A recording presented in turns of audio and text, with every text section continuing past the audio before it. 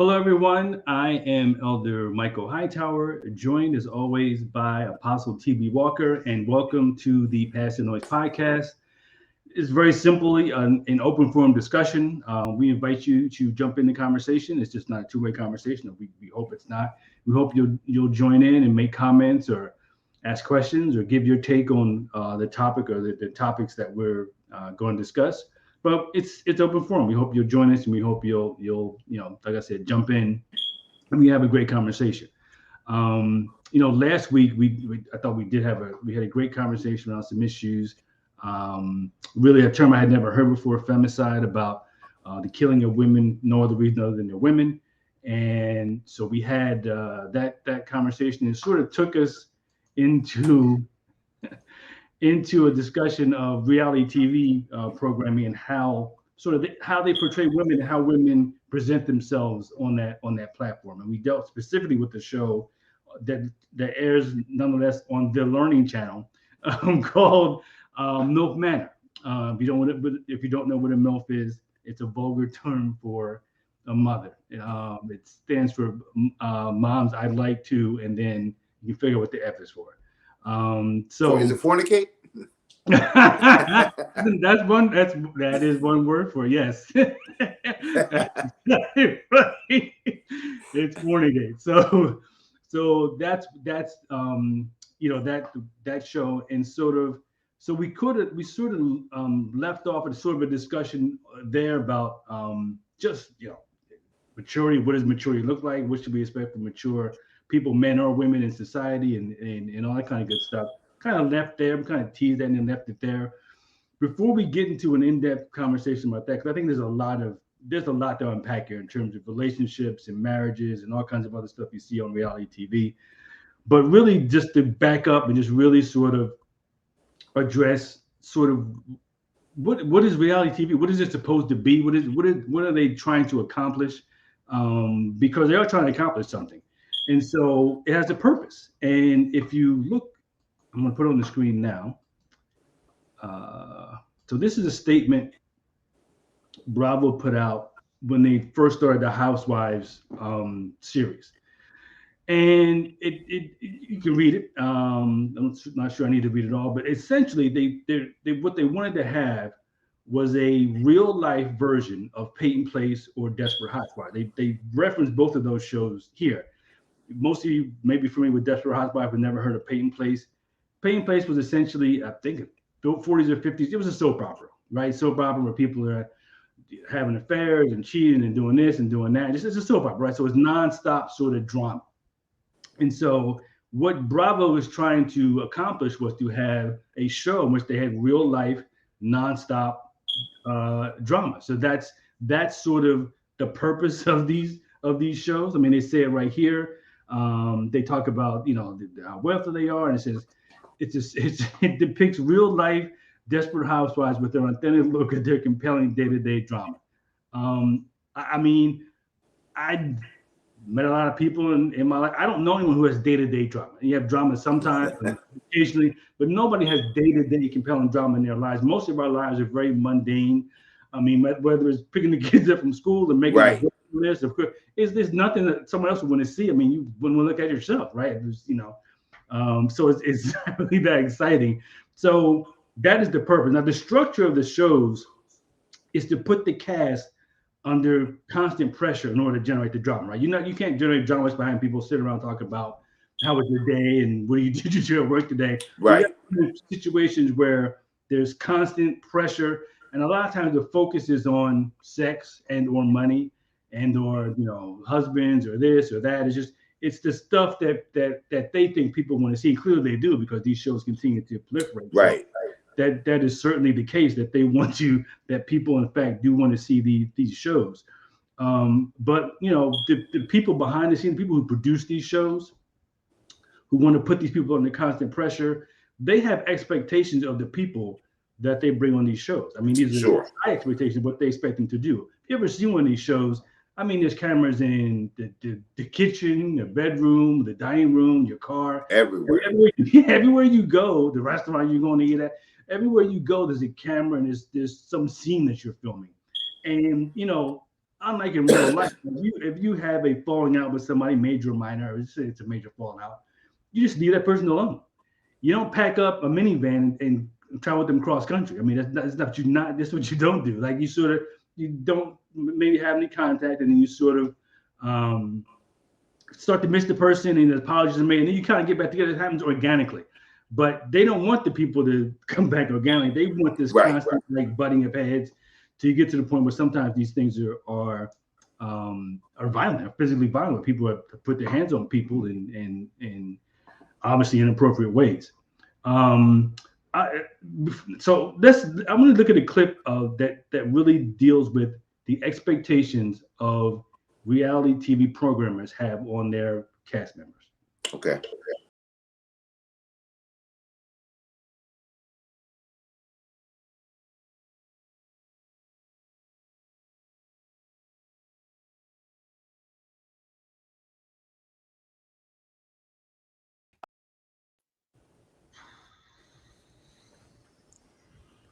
So pretty clear, right? It's pretty clear that the expectation that you share everything that goes on, because he said, guess what he said? He said the expectation you share. That's right. And she said, right. Like she knows, like it's not she like knows, it's, absolutely. They try to keep it from him. That is the expectation, and so that's sort of what they expect. So you really giving up privacy. You're giving up privacy. You're giving up a lot in terms of what you will share. Because again, they expect you to share everything. It's interesting to me that he said, and this is season 7. Like in the 7th season of the show, the hot topic is infidelity. Right. That's I mean, that's kind of in our world, right? I mean, yeah. It really kind of shows you, it's really a reflection of what's really important and what's a hot topic and what's really something that, people will get excited about. Mm-hmm. We get excited about watching relationships. We get excited about watching the drama in relationships. We get excited about watching relationships crumble. It's very much like seeing buildings built, where people can kind of enjoy watching them built, but they also crowd around when they're going to tear the building down, right? Yeah. Right. They crowd around when the wrecking ball is going to be there and there's going to be the dynamite underneath. So Robin says, I understood the contract because it's not just a matter of what they give up. It's what they get in return, which is fame. She's on Bravo. We know her name. We're talking about her right now. Now, Juan was Juan and Robin was Robin, 8 years ago, but we weren't talking about them. We weren't thinking about them. And here's the trade-off. Yeah. If you give us your dirt, if it's your dirty laundry or dirty underwear, but we'll talk about you. That's the trade-off. You may not even get rich, but you'll get famous. And I think that's the thing that people are really going after, which is the favor of the world. It's fame. And so, it's one of those things that I think Robin, for a moment, tried to cover it and get out of the contract for a moment, but she made a contract. I don't want to say it was a contract with the devil, but in some ways, she was sold to fame, right? She said, I know. Yeah. Right? I agreed to that. And I did try to get out of the contract, which was not to show all my dirt. And Andy says, no, but we wrote it down. Remember, every dirty thing you're supposed to show, because that's what people tune in for. We don't care. We don't tune in to see you and Juan in love. We don't tune in to see it work out right. We tune in to be able to say, I knew it. That's what people want, and that's what they create. For sure, and it's an employer-employee relationship, so to speak. Like he's the employer, and they are the employees. But it had a weird vibe. It didn't have like a typical. Usually, I mean, you have a job because you have experience, or you have expertise in the area. These people have jobs because they're willing to sort of open the closet and show everything. But it did really have like a pimp prostitute type of feel. Like you're gonna give me the dirt, or else it's gonna happen, right? Like he's being, he's smooth. He's been doing this a long time. He's calm, so he's not like dressing her down like in a mean way, but he is dressing her down. Sure. And then no, this is not how this works here. I run this thing, and you got to do, what you contracted to do. Absolutely. And it's if we use the pimp prostitute analogy, it's a prostitute who also knows her place. Yeah. Right? She's given a good reason. Daddy, I kept some of the money because I just, had to pay, just my son's, tuition. Right? She's given a reason, but she's totally aware. Like, you know what? I know what the contract is. You know what? You're Right. right. I was supposed to give you that dirt. I wasn't supposed to hide it. And the amazing thing is that she couldn't hide it because it wasn't just Andy, but her boss is the internet. Right. Her real boss Right. is people. She didn't just sell herself to Bravo. When they get on these shows, they sell themselves to everyone because now Andy's not coming to their house. Andy's not throwing Right. shade on the internet. Andy's not reaching them on their DM and Twitter and just destroying them on Instagram. That's not Andy. That's people. And so they've given themselves over to something that is 1,000 Like the internet is totally undefeated. You're not going to be able to beat that number of people. And that's exactly what they're doing. It's 100% undefeated. It never loses. It and never it doesn't loses. forget. It does not forget. So if there's something out there, there's no forgetting. It's the greatest sleuth ever. I mean, they'll find it if it's there. They'll find it out. But you know what? You said something interesting about what they're looking for. I think that what you see is that this is like called reality TV. But the truth of the matter is they're creating reality. Right. They're really, these creators of these shows and these producers are actually creating a reality. Here's what I believe you want to think about them, right? Here's what I think you want to think. And so they then create and conform people who really don't know each other in all these cases like that, who somehow put together and like, you're close to her and this is going to be like your very best friend, even though you guys met last year, we kind of paired you together. And then we're going to create a rift to be able to get the dirt and the worst out of you on camera to create a reality that I think people want to see. So we're not necessarily getting reality TV.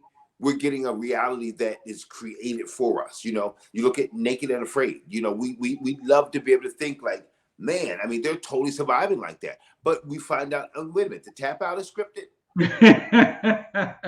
Yeah. I think you've had enough on the next segment. That'll be your last one. Okay.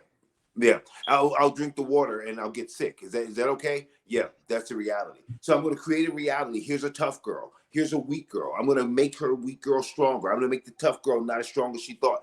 All of those things are really producers creating for us an illusion, and we're eating it up left and right. And it's an example that we're following, that we don't really realize the rabbit hole that we're going down. I think if you look at the kinds of programming, I think I have a list of here of the kinds of programming that kind of speaks to that. So I'm just going to throw it up here. So if you look at what's right, so Sister Wives, which is one man married to 4 women, polygamous relationship. You have Seeking Sister Wife, one man married to 2 women who's looking for another wife. You have of course, now you have the reverse. You have 2 men sharing 1 woman. You have someone who's overweight trying to lose weight, that kind of thing. Someone who's little and overweight trying to lose weight. People who are just morbidly obese. More little people. Marriage shows. People who have to get married under pressure, 90 days. People, same thing, 90 days, but it's in some foreign tropical area. Now it's Americans going overseas to marry somebody else in another country. Gotta do it 90 days. Now it's married at first sight. We're gonna address this one, but it's married at first sight, where you show up at the altar, somebody you've never met before, and you get married to them. That's the kind of things, because all of those shows have built-in things for pressure, right? You can put pressure on people. It's a huge family who have not disability, but have challenges physically.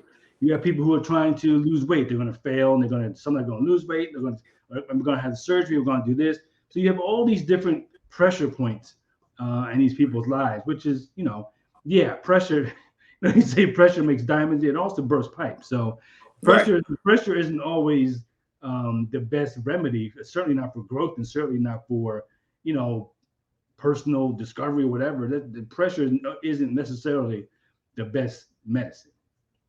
Without a doubt. And I think that, you're right. You're totally right about the pressure, but look at where they're putting the pressure.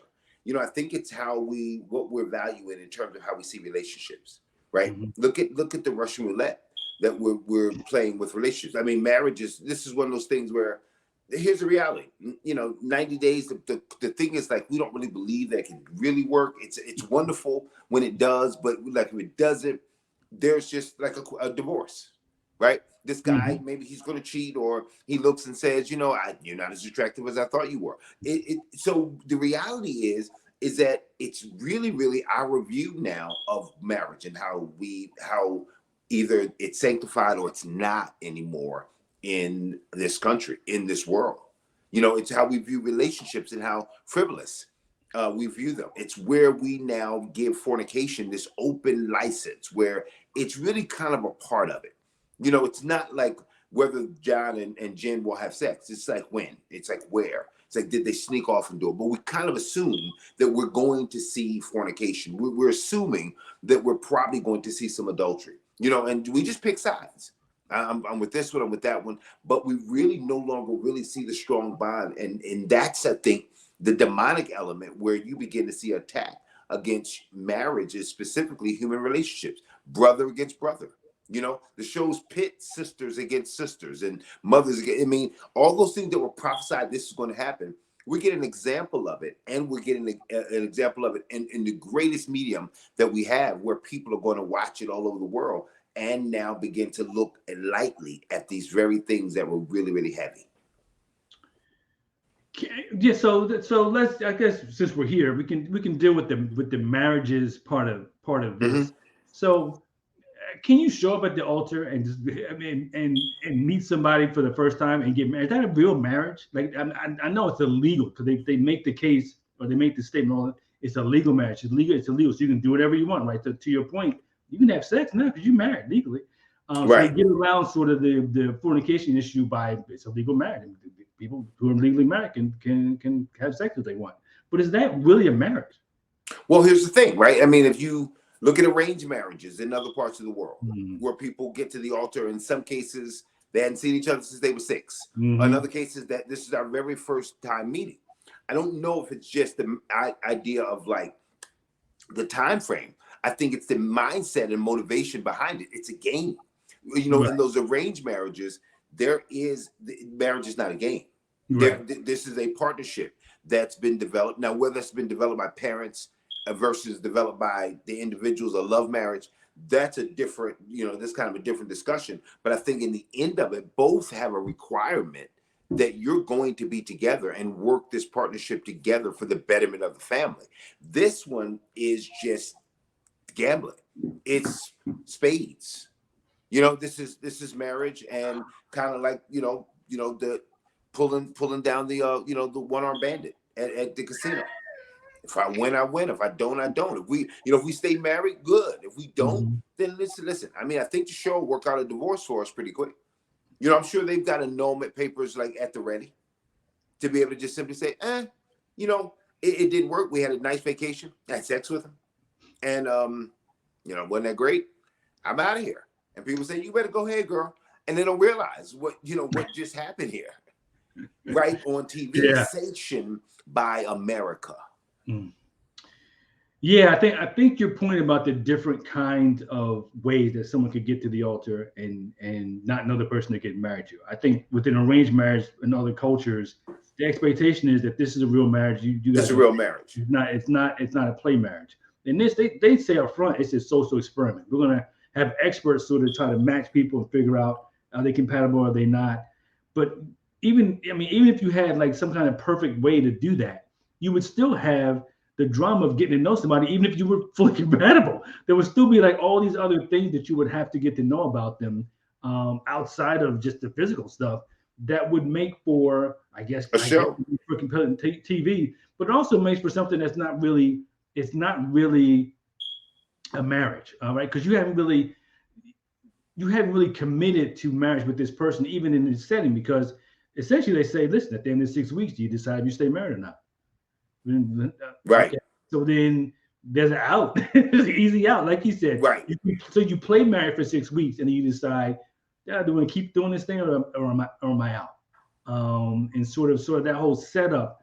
is, and the fact that these shows are wild, the fact that they have like a dozen of them, right? A dozen of these 90-day where people Right. you get the K-1 visa, the person comes to this country, you have to get married in 90 days, or they go back to wherever they came from. So that kind of pressure, like the family's against it, and this one's again, your friends are saying this is crazy. So you have all these different pressures while you're, I guess, trying to get to know this person in 90 days, which is really not possible. And then so you go into the marriage with additional strains and pressures that even you don't have in a real marriage. Right? In a real marriage, you've made decisions along the way. Okay, this person, this is what I know about them, this is what I like, what I don't like, Right. and you decide to get married based on that. You don't get decide to get married because they're perfect, because you like everything about them. It's Right. because you love the person enough that I overlook this stuff. They're gonna overlook some of my stuff, and we move on from there. But you don't have the opportunity to do that in these shows. And really, if you look at like the divorce rate in this country and the way that people sort of enter in and out of marriage, especially like celebrities and stuff, it's just not an institution that is taken that seriously across the board. These shows are simply, and elevating that or making that sort of putting that out there. They're not making it up. They're not making up that Right. Right. people sign up to say, yeah, I'll just show up in a tux and see what comes down the aisle. Like, Absolutely. what? Well, it's a game, right? It's a game. I mean, Yeah. it's this is another thing we can play with. We can fiddle with this. I mean, as we begin to see legislation and the changing in marriage and how America views marriage, we're really beginning to see that it's a thing that's really fluid, right? It's not Hmm. really settled what marriage actually is and it's not settled whether it's actually serious or not. And I think that we're really beginning to see, especially here, in America at least, that we're beginning to see that marriage is a thing that's kind of fleeting. That it's not something that's really really serious. It's like dating juiced up. It used to be a big step, and it's no longer a big step. It's like dating juiced up, and just like Yeah. you could actually say, "Hey, listen, I thought it was going to work out, but it they didn't. We dated for a while." That's now what they're beginning to use marriage for. And so what you don't see here is that there's actually real damage that happens to people, Hmm. right? There's real Right. damage that happens in rejection, right? Where we Right. really live not for the ones that work out, we live for the rejection. And when the show ends and we move on to the next show, we kind of forget that, like, that girl who was told, here, you are this and you are that, on TV, and man, you know what I mean, I can barely look at you. We forget that, like, what's really there is, like, that's the gold for TV. That's the platinum right there. That, man, look how she was dogged out. That's when you look at the reunions. Isn't that the one where all those the ones that they show? Let's take a look at this, on the screen, and then all of a sudden it's like the shameful thing where someone putting their head down, right? Right. Didn't you throw the? I mean, didn't you throw the knife? No, I didn't throw the knife. Then all of a sudden it's like, ooh, ooh, ooh, right, and the knife is spinning around, and that's what we live for. And we don't really see that in every area of our lives. We have gladiator sports. We have MMA, right? Where we're boxing. We see as much blood as we possibly can, with boxing. And then now we have with reality TV, it's all about the blood. I mean, there's nobody scratching, if nobody's clawing, if nobody's just tearing somebody emotionally down, how can they work? How many of the women who have we found out that were like, you're on the edge this season? There's been no fighting. You're not gonna keep your Right. peach if you don't cuss somebody out. And then all of a sudden you see them turn up the next year. All of a sudden it's like, what is she in everybody's business for? She trying to keep that peach. Yeah, I mean the reality is that you have to somehow stay relevant. If that means fighting every time you see with somebody, or like you said, curse them out, or just the whole point is to make people take notice, right? Whatever it is that you're doing, and so that's also a very dangerous game, because Absolutely. if you're just going to keep, getting exercise and getting juiced up, then eventually somebody's going to get hurt, or like you said, feelings going to be hurt, and Oh, all that absolutely. kind of stuff. So you But it definitely, redefines maturity. yeah, It redefines what maturity is, because when you look at reality TV, maturity, like when a person gets mature but they can stay, they learn how to give better quips, right? They learn how to be a little bit faster with the tongue, but yet stay out of the fight. Girl, I don't put my hands on anybody, but I don't have to because blah, blah, blah, blah, blah, blah, blah, blah, blah. Okay, she's a mature diva, but she's got to stay in the mix. Now, when that person says, I'm not about that. I'm just, me and my husband, we're just having a good time. Kids are going well. All of a sudden, it's like she's boring. Right? And what it means is like reality is boring. Real life is boring. It is. We need to create one that's not boring. It's definitely boring. I mean, Andy didn't ask Robin for what's your grocery list or how the kids doing in school. Like, they're not interested in any of that stuff. None of the stuff that, like you said, the everyday, the day-to-day boring stuff that we do, no one wants to see. Now, right. We want to hear all about the dirt and all about the trauma you had in your relationship with Juan, but the other stuff we don't want to hear about that. We don't want to hear. And listen, I can't feel too bad about Robin because she has you reap what you sow. She has had her mouth in a lot of other situations, so she's in that suit.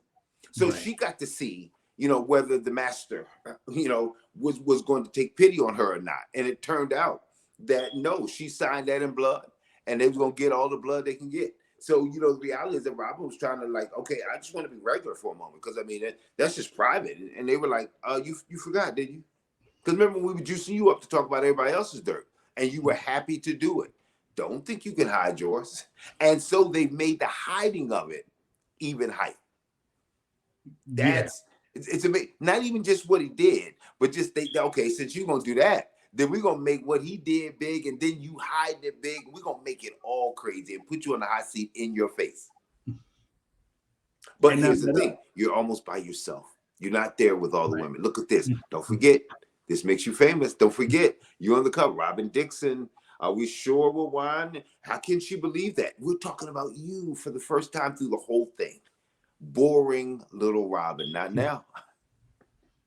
No, it's definitely not boring little Robin now. Now you're front and center. And again, at the point he did. He grilled her. Like, I'm not letting up. Like, one or two questions. I got more. I got another one. Like, he wouldn't let it go. Like, no. You have another excuse, but it's like, those excuses not gonna fly with me. Like, nothing you're gonna say is gonna change the contract because nothing you can say can change the contract.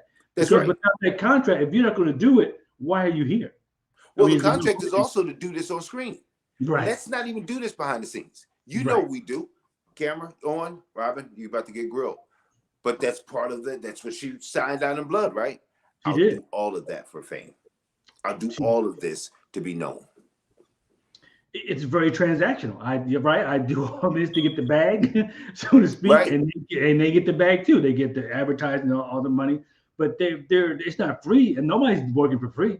Everyone's getting, or they think they're getting something. The question is what you get worth it? Is the money worth the additional strain that it would put on your relationship already? Like, so you went on TV and basically got jumped in the alley. Now, how does your husband feel about that? Because you talk about him. He's on there, right? He's on there, but he didn't know. He conspired with her to hide. So I guess he definitely conspired to hide because that's what you do when your hands are dirty. But he also knows, right? He signed that same contract. He did. We wouldn't have known about Coach Juan, right? He did, We weren't following the coach. Right. We knew about Juan as a result of him also wanting to be out there in the mix as well. So, in the end of the day, Juan Dixon is probably more famous now than he was when he was playing. No question. He had something of a regional fame. He was famous where we live because he played at the University of Maryland. So inside the Beltway, but nobody knew him in California or Nebraska. No. Nobody knew who he was. Now they do too. That's the trade-off. That's the trade-off. People are making it in every area of entertainment. They're making it in hip hop. Yeah. Here's your time for fame. Here's what you have to do. Here's who you have to be. Here's a reality we have to create. But what you get is fame, and people are falling for it left and right. People are falling for it, and then you have sort of this dynamic where, keeping up with the Joneses was not created by reality TV. Like, that's been a thing since there were Joneses. So this is not something that they made up, but it exacerbates it to a crazy degree because I'm trying to keep up, but now everyone knows I'm trying to keep up. Like this is like exposed. This is out there. So now if I'm not keeping up, not only am I personally like feeling bad, but I'm exposed for millions of people. Like you're not keeping up. Where is your band? Where is your Right, family? Where right. is your big house? And so you've seen a parade of these people, these reality TV stars, end up in prison Yes, for fraud. So I mean, I have a short list here of some people. So Jen Shaw, Real Housewives of Salt Lake City, 6.5 years in prison for conspiracy to commit wire fraud in connection with the nationwide telemarketing scheme. Joe and Teresa Giudice. Joe got 41 months and he was deported because he wasn't a U.S. citizen. Teresa did 11 months, convicted of fraud and tax evasion. I mean, it goes on and on and on. 8 months in prison, tax evasion, tax evasion. I mean, just it's a bunch of them. Recently, Todd and Julie Chrisley convicted of bank fraud, tax evasion, and conspiracy to defraud the IRS. Todd got 12 years, Julie got 7 years, all to keep up with the fame. And the prosecutor said they engaged in bank fraud while they were flaunting a lavish lifestyle on TV.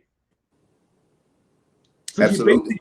you're basically making the case for them by look at all this. Look at and they look at your fact and like, wait, hold on.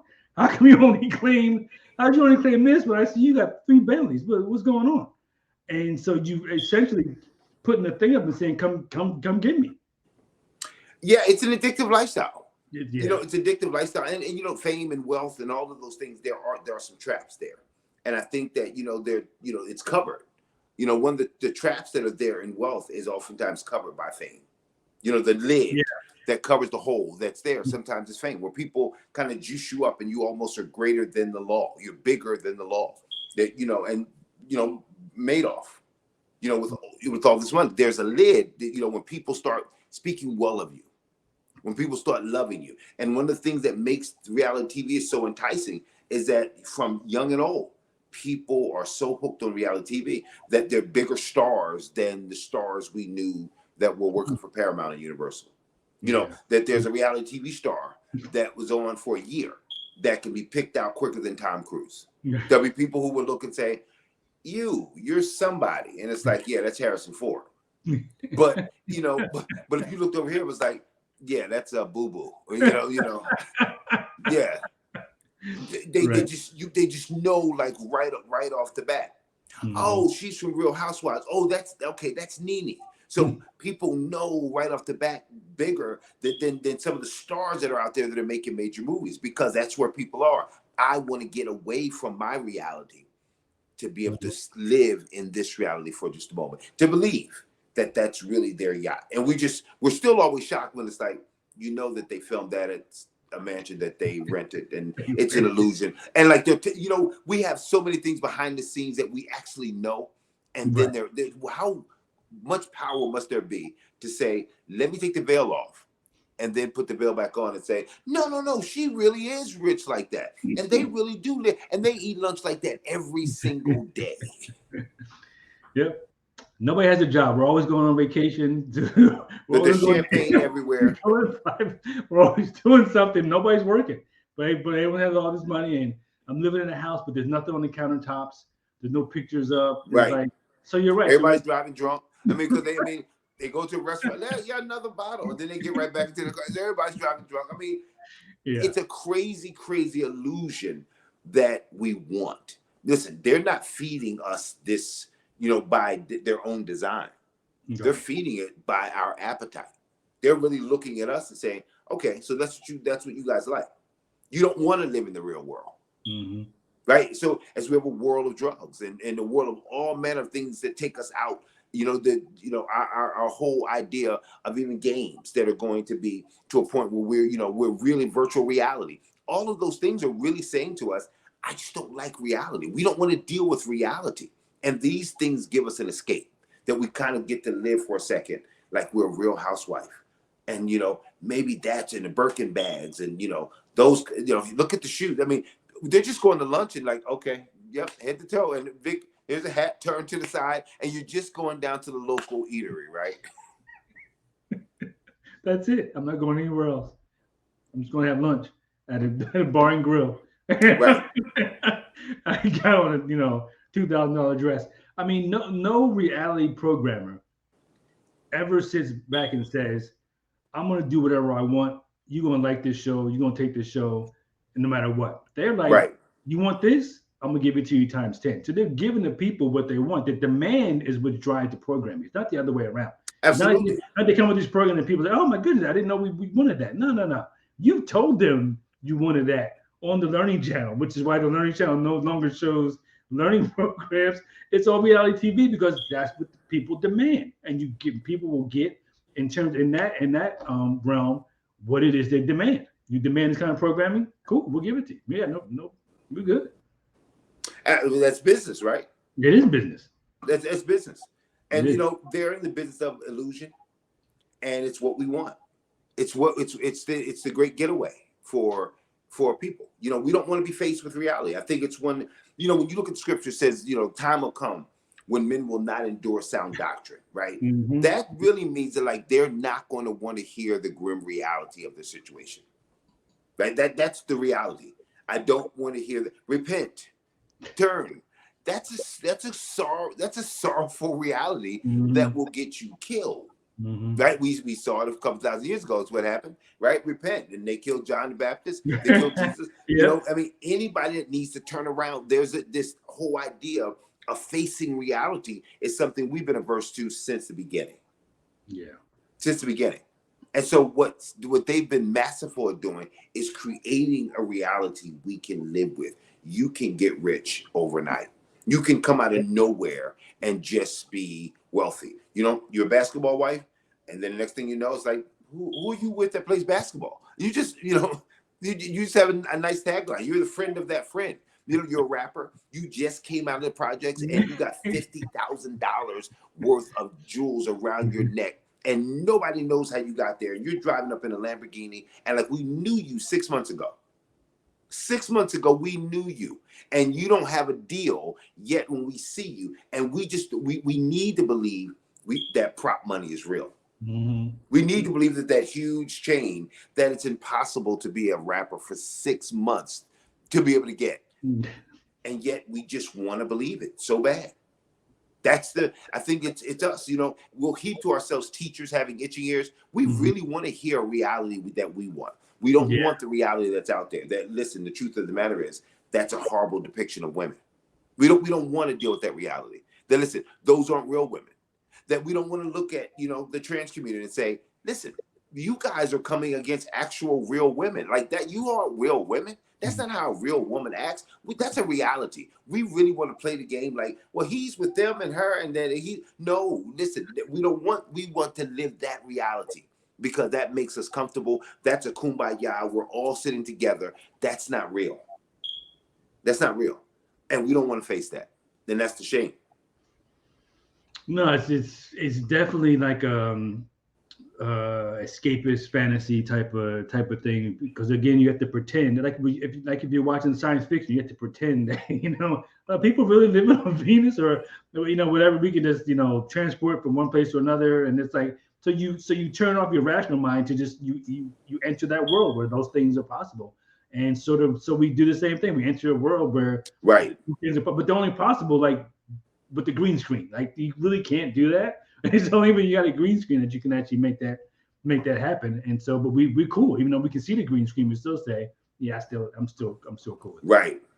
I don't know if you have any comments too, because I would love to hear what people have to say about this. But no comments. If we have any, I don't know if you have any clips of that the new show that we were talking about, the MILF. Yep.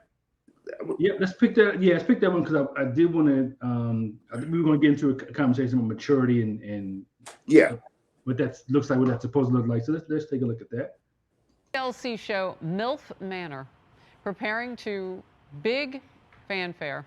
It features 8 moms trying to, quote, find love with men half their age. And of course, there's a twist. Love older women that can keep up with me because I'm bringing that young energy. I'm looking for love. I need a grown woman out here. Let's go. Here we go. Here we go. Whoa. Hey. All right now. What's going on? Wait, there are moms? Holy. Users on Twitter not liking it. Disgusting. One says this is what airs on the Learning Channel these days. One asking, can you imagine if this were DILF Manor? Gross. Tammy. Well, it's a phrase. I mean, it speaks. It really does speak for itself. But the interesting thing, well, not interesting, but it's just like one of the things we're talking about maturity is that maturity is not free, right? Maturity comes with the price, which is age, right? The age is bumps, is bruises, is scars, it's all the kind of things. And we seem to have an obsession with not wanting to be mature. So what you have is women, those women are between 44 and 60. 44 and 60-year-old women who are essentially presenting themselves as like in a meat market, saying, you know, look at me, pick me. And there's really no sort of maturity there. There's no sort of anything. So I mean, what are you going to tell a 25-year-old woman who's acting like you're acting? They're being dragged around by their libido like you are. So what's the difference? Like, what wisdom can you impart to them about anything when they see you doing the same thing? When they see you refusing to accept maturity, why would they want to be mature? Like you're basically pushing back and say, I don't want to grow up like Peter Pan. I don't want to grow up. I want to be a 25-year-old my whole life. If it takes surgery or this thing or that thing, I'll do it. But it's sort of a crazy thing. But it's not crazy in the sense that maturity in our culture is not valued. It's not valued. You're washed up. You're not sage. You're not sage. You're not wise.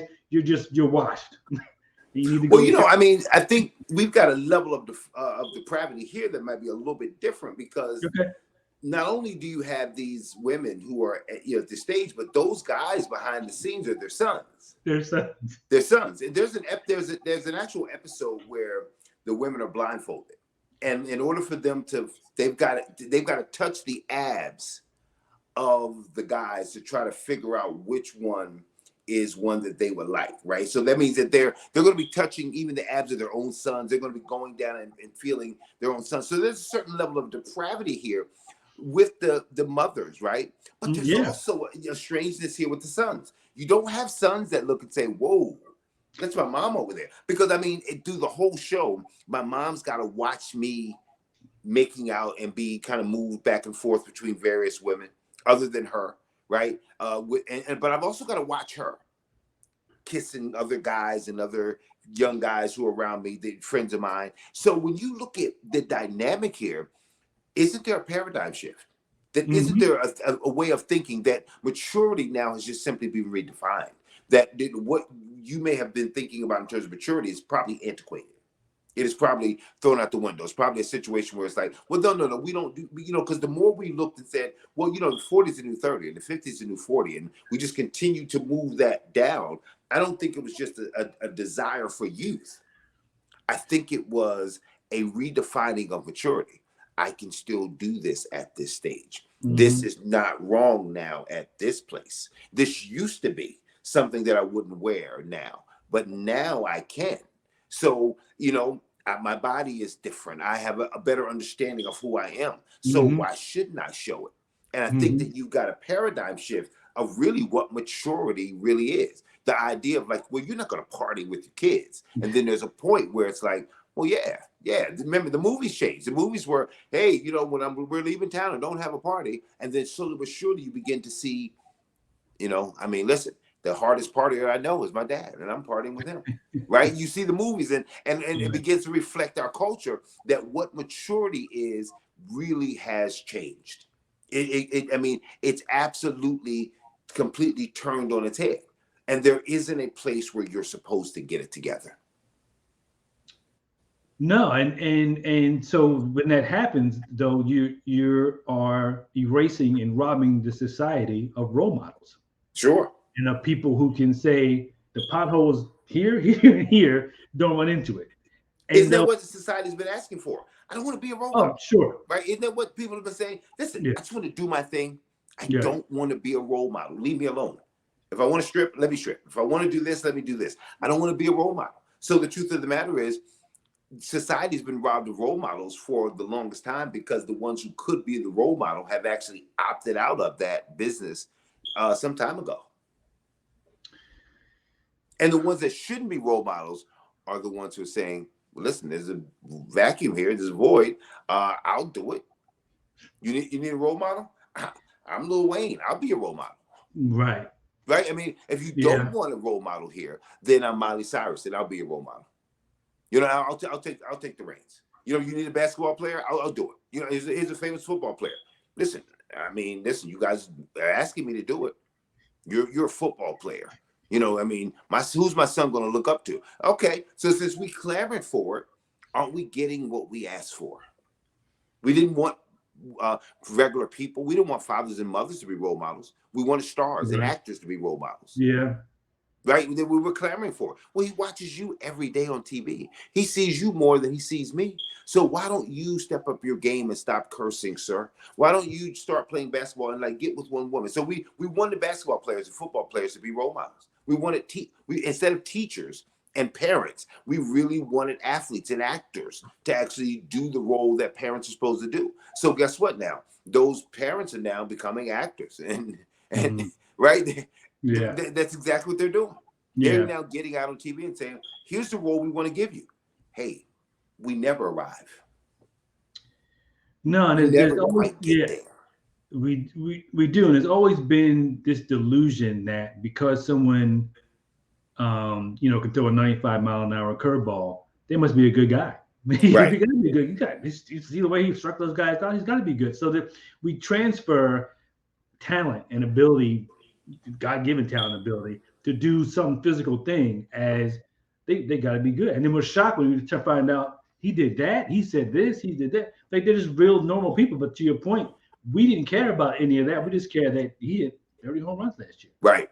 He's got to be, he's got to be like the nicest guy. And then when you go to get his autograph, he curses you out. You're like, I wasn't expecting him to do that because he hit 30 home runs. But that's right. That's what you set up when you set up role models who aren't really in your life, right? Right. The people who know you or are going to get to know you, or care to get to know you, or care about you at all. That's where your role model should come from. People who know you, right? So they can. Well, we abdicated that. Remember, see, by leaving did. Yeah. You know, by leaving that, we create this whole nother society where we look and say, okay, I know that this person is really supposed to be it, but since they're not it, is it okay if I use the coach and make him that? I mean, I know that this guy's dad's supposed to be there, but he loves Michael Jordan. So can Michael Jordan be it? And then we look and say, Michael Jordan got a divorce? Michael Jordan gambles? Right. Michael, what are you doing here? All these kids who are looking at you, and we don't realize they're not supposed to be looking at him. Right? And turning them toward Michael Jordan. Michael Jordan's sons and daughters are supposed to look at him, but they're supposed to look at you. And we spent so much time looking at all these stars and looking at all these rappers, and they're supposed to respect Chris Brown and look what he did. And it's like, no, look what you did. It's not Chris Brown and how he dealt with Rihanna. It's you. And we missed that. And as long as we're able to place the blame somewhere, we'll never really look at and realize they're filling a vacuum because we left it. And this is what was going to happen. They're filling a vacuum because we left it. So where are these kids going to look to? We've already given them to the internet, right? We've kind of already given them to TV. Yeah. We've already given them over to themselves. So it's not shocking that boys are going to be in the same room with their moms twerking. Right? It's no shock. As weird as it is, as it harkens back to the days of Rome, what happens in the heart of a young man, where he actually see his mom over there, as he's over here trying to make out with Mrs. Johnson over here. What happened to the boy who, even the nature of jealousy that would be natural in a young man, the protectiveness. I can't see him kissing my mom, and he can't pat her on the behind and send her on the way to the next guy. How in the world can she say, okay, well, we got to get to know everybody. So you were in the room with Dan. Now go over here with the room with Donnie. What happened to the son? Who would think that was cool? So it's a psychosis. It's a mental problem that's happening not only with the mother, but also with the sons that don't have that natural desire to protect. That's not for her. She's not protecting herself. I mean, she's definitely not. Yeah, the son has seen her not protect herself and present herself in a certain way that will draw that sort of attention and would draw those sort of comments and looks. But remember, the sons used to look and say, "Mom, don't Used cover to. up." Right? What happens when that change comes? When you're like, it's normal, right? Mhm. But look, hey, mom, come out. She's hot. That wasn't there before, No, right. right? No, it As was we not there now before. get to that spot, there's a certain perversion that comes with the son who says, "Man, mom's hot." There's something that's happening Yeah. there that's even more important than what's happening with the mom. That's Mhm. beginning to happen with the sons who could actually say, "Ooh, those are our mothers," and then stay on the show. Right. He said, "You're right." Right. Knowing the dynamic that's going to happen, knowing that you're When going they to go be in the back room, you know what you're trying to do, right? exactly. You know what But the now, show is setting up for you with the sunset, right? right. Exactly. So what I'm trying to do, my mom is also trying to do with this guy I was just talking to a few minutes ago, who's my age. Abs. The thought of that It's not crazy. being something that's like, oh man, I can't even. I can't do If it. that's not there, there's something wrong with the sons now, and it's Right. trickled down. The damage was in the mothers, but that's trickling down now to the sons where there's an abnormality in relationships that we're going to see that's going to spring forth into something horrible Mhm. generationally. If this is accepted now, what's going to Yeah. happen down the line? Was he going to start looking at his daughter and say, "Hey man, look, and my daughter's the hottest girl I know," Mhm. right? And nobody will blink. Nobody will say, "What'd you just say about your daughter?" "Oh man, she's hot." And Yeah. I'm not gonna let her out the house till she's about 16, because I mean I know you guys are gonna love her. I mean that would be weird. That's kind of pimpish. But man, isn't this kind of getting there? It is. Aren't those guys Yeah. going to talk about the women together? Absolutely. Aren't they're talking about each other's moms? Absolutely. They're going to talk about what they did, what they saw, what they didn't see. They're going to talk about all of it. Why? Because that's the nature of the like you said. If you don't run, then you sort of settle in. And you're like, yeah, well, my mom's going to do this, and then the mom's going to be doing sort of the same thing. Like that woman isn't good enough for my son. I don't think she's right for my son. Not really processing that, but you're going after her son. So, Now here's the thing. I don't know if the mothers are going to say she's not good enough for my son. Other than like, I think, other than like she may not treat him as well. that's what I'm saying. Like, But he's not right for my son. He's not he's good not, enough. yeah, Like, and again, you got like, yeah, she's not right for my son because, and I'm dealing with her as if she was like 20, like him. See, remember the whole thing. Yeah, if she was nicer, if she showed more care, I could really vouch for the relationship. That's weird in and of itself. It's a little strange. Yeah. Yeah, it's a little There was weird. a time when one mother would scratch the other mother's eyes out if they found out like you were with my son. Right. Now we're going on the show together. We got off the plane together. Good luck. Like what are you gonna say to each other? Good luck. Hope you find the right son. It makes no sense. None. No sense at all. We have some comments. Okay. It says, that is absolutely disgusting. It is, but it's primetime TV. I mean, this is what we're getting. Clarice says, well, former President Trump said, "I'm seeing things about his daughter's body." He did. He certainly he did. He said some. Yeah, he said some. He said some things. Yeah, and those are kind of precursors to where we could go. Absolutely. Without a doubt. Yeah. I don't know if you're seeing my comments. I couldn't comment on Facebook and then was cut off. Yeah, so I guess we never did get the Facebook thing. Said this live, but I'm not sure what happened. But thanks for hopping on YouTube. That's one of the reasons why we broadcast multiple places, just in case. But thanks for your comments. It just is. But I mean, you sort of, like you said, the fact that this is like, there's going to be another one. There's going to be the season 2 through 8. There's going to be, they might even do one. They might end up doing one with some other configuration, because you got all these shows out here, and people are just going to like, when's the next episode? Because this is what people want. People want to see this craziness, and people are going to want to see the moms fight about their sons, and the guys fight over the way that some other guys treating their mom. I mean, It's crazy, but it's just that's what it is. Well, you know what? I mean, it's learning, right? I mean, in some Yeah. ways, as crazy as it is, we're getting an education on the depravity of our world. You know, if we didn't know it, I mean, some of those things would be hidden in a corner. Right. You know, we wouldn't know it. But as we are really growing and learning, we're getting a real. No one can say we could. It wasn't there, right? No one's going to say this was just. It just crept up. Right. Like I didn't know that was there. There's no way that's going to be said, because the more we explore the LGBTQ community, there's going to be things that we don't know that TLC is probably going to bring out for us. What's it look like in transition, right? Absolutely. Right.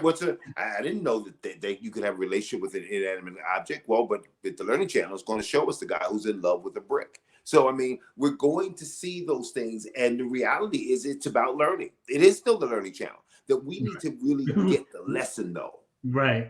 The question is, are we getting the lesson that we're going crazy? We're really going over the edge. That when mother and son can lie next to each other, don't be shocked that they'll be lying with each other very soon. It shouldn't be a shock. It's right. Like the precursor's right there. Wanted to get to this one more clip. This one has to do with plural marriage, but I think it sums up sort of the reason why these things are so crazy.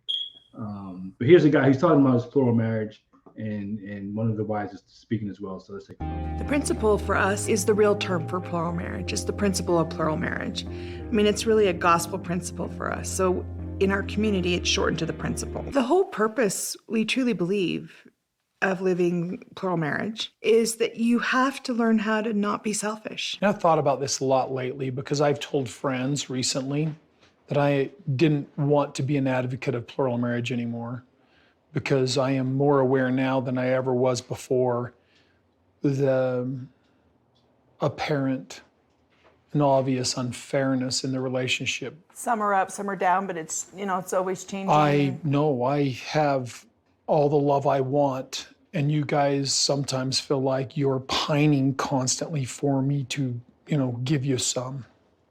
I mean, the other day I was having dinner with Logan and I was like going, I have really messed this up. We came into this by way of commandment. We felt like we were supposed to live it, and we had an ideal that it was a better way. And it come to a stark reality of the struggle that it is. I think you can sum it up was, we thought we had a better way. So many of our problems come from, I think I got a better way. I think I can beat the system. I think no one's ever thought of this one before, but I think that this is a better way. Even though, the obviousness, I'm gonna, you chumps have one wife, I'm gonna get two, then three. And so we're gonna split up the duties, and I'll have multiple kids by each one. Right. We can come together, just more love and a bigger family and bigger everything. But you forgot that also means bigger problems. That means all the problems you have in a regular marriage, you got them times 4. It's not just but they don't count the cost. They thought this is better. This is a better way. And in terms of come to find out, not so much. Yeah, but you know what? Look what he said. He said, we believe we were commanded to live this way. Right. We're trying to live the gospel. So I don't know that he looked and said, I'm going to change it, versus maybe 4 is maybe 4 is the problem. He didn't say I'm going to go back to monogamy. Right? He never said, right. He looked and said, I thought this was going to work. Maybe this will work. I bet you, because he believes that it's the way, he's just going to tinker with it. Maybe 3. Maybe not these 4. Yeah. I think he was struggling with it. And that's what it sounded like. He's right. So you can see he sort of has an internal struggle about how hard it is to be married to 4 different women. Like, I could have told you that from before you did it. But he's struggling with how hard it is. And to your point, at some point it wasn't that hard. Right? At some point it was easy, where it's all laughs and fun. But but you find out that as you go along, this person, if you have 4 wives, right? The most obvious thing is, if I'm on the outs with wife number 1, I still got 3 other ones I can deal with, right? I don't have to. There's no pressure for us to fix our issues, because we got 3 options. So what happens is the problems I have with the first wife continue to fester, and then they can't be fixed. Then it can't be fixed because just too much time goes by, and there's no motivation. Like, why would I put all this effort into this relationship when I have 4? So there's sort of like, I think he's struggling with that, but I think I think he's still going to try to at least muddle through it and try to figure it out. Absolutely. Because you didn't say, and I'm done, and I'm Right. and we're going, I'm divorcing everybody or whatever, and then I'm gonna start over again. He didn't say that or anything like that. He said he's struggling with it. Well, unless you come to the truth, right? You're Yeah. not going to. The same way that how many women have, if you don't come to the truth of what the real issue is, if you think it's a man, then how many women have said, you know what, I'm not going to deal with men anymore. I'm going to deal with women. Right. I'm not going to be tied down to one person anymore. I'm going to just play the field. Never coming to the truth. He never came to any kind of truth other than this way is hard. Right. Great. Right. Yep. Welcome. Yeah, I could have, yeah, like you said, could have told you that. You chose the hard way. But he didn't look and say, so therefore, I'm going to go back to what I knew. Right. That's the missing piece. This is hard. Let me still try to find a way to make it easier. And I think that's the sad thing is as you look at relationships, as people look and say, that's hard. They're going to find other things. And those other things are just going to be worse and worse and worse. Absolutely. And you know, while he's struggling with this, I mean, he's got kids by each one of these women, Sure. and other things, other entanglements and whatnot that are going on. And so again, if it's hard to just, you know, dissolve one marriage and move on from that, I mean, again, you're talking about 4 times, 3 times, 2 times, whatever the number is. And I think that you know, if you come into something thinking this is a better way, like we beat the system, then it's very hard to back out of that. It's very hard to say we didn't beat the system. It's harder to say this particular configuration beat me, but there's got to be a way. The puzzle pieces got to fit somewhere. Some way this has got to work because it looked like a better way. And you got to assume that there's a beating of the system, because if you believe you're Sure. in the system, that we have the system, then that kind of changes everything. I think the great delusion is that, like, I found the way. Right. Though it may be hard, but I found the way. This is the way. And, you know, because he said, like, he believed that that's a commandment. Remember, Right. the lady said, Yeah. this is the gospel way. Right. And so that's really one of the difficult, like, unless there's a light that shines in, man, if you get locked into a way that you just think is right, you can literally perish in that way, believing that I think I have found the way, only to get to a dead end. That's the shame of it. And the damage there is not just to him, but as he muddles through this, he's dragging four families. Yep. Four Four families. 4 families, and whoever they're sort of Right. attached to is there as well. So the damage is is catastrophic. It can't even be calculated. Really, the amount of damage that's being done just throughout his whole family, and again, whoever else that they sort of interact with is But I think that level of arrogance and sort of ignorance, right? The two together, just like the horrible combination. That's sort of, I mean, that's where people find themselves sometimes, right? And there's a way that seems right to man, right? Right. And instead of stopping and saying, this was a complete disaster, it didn't work, this is not the way, this is I'm turning back the other way because we took a wrong turn. You just let's make a road, let's cut down some trees, let's see if we can make. And you had to have had another way. Right. That's the need for evangelism, because in truth, you can't fix this on your own. Like there's no conviction that's going to come and tell you turn around unless, you know, people are saved. You know, unless that's the only conviction that will make you say this is a hard road, because there are hard roads that people can actually talk themselves believing it's supposed to be this way. Yeah. That's just the way. That's just the way it is. And listen, when they look at marriage with 1 or 2 people, and they've seen it as tough as it has been, it would be hard to be able to say, "Well, hey, dealing with women is tough." Unless you get to see the light, you can muddle around in the darkness forever. That's the shame. That's true. No, that's true. Absolutely true. So. We'll see what happens with them, but already, like you said, that the tremendous amount of damage has already been done. Absolutely. So we'll see. No, we are over time.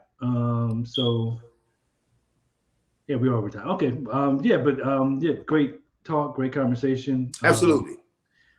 Let's. You want to preview something? One of the things we're going to do for next week. Sure. So here's a little clip of a topic for next week.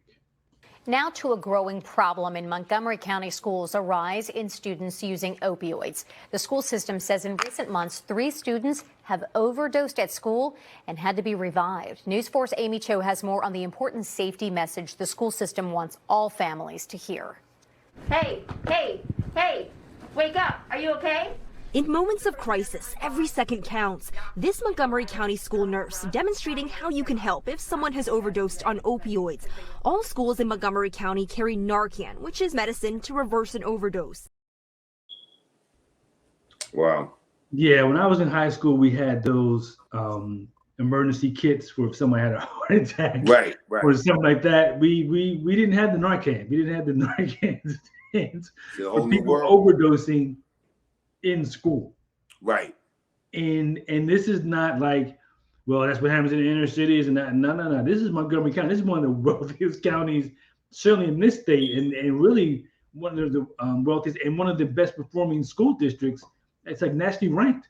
Right. So this has nothing. This is not about even class. It's not about class or race or economic status this is about none of that. This is about the way our society is functioning, where kids are overdosing on opioids at school. That's right. So well, yeah, still something to talk about. Yeah, definitely something to talk about for next week. And we'll have some other topics as well, but I'm looking forward to it. But yeah, great topic tonight, great talk. So thoroughly enjoyed it as always. Yes, sir. Thanks for everyone who tuned in. Apparently we have some Facebook issues. We'll see if we can get those resolved. If not, I don't know what happened. So I mean, thanks for switching over to YouTube. You can always do that if the Facebook feed goes down for some reason. But yeah, thanks for everyone who joined, and see you next week, 7 o'clock. See you next week. And we'll see you then. Good night and God bless. Good night. Take care.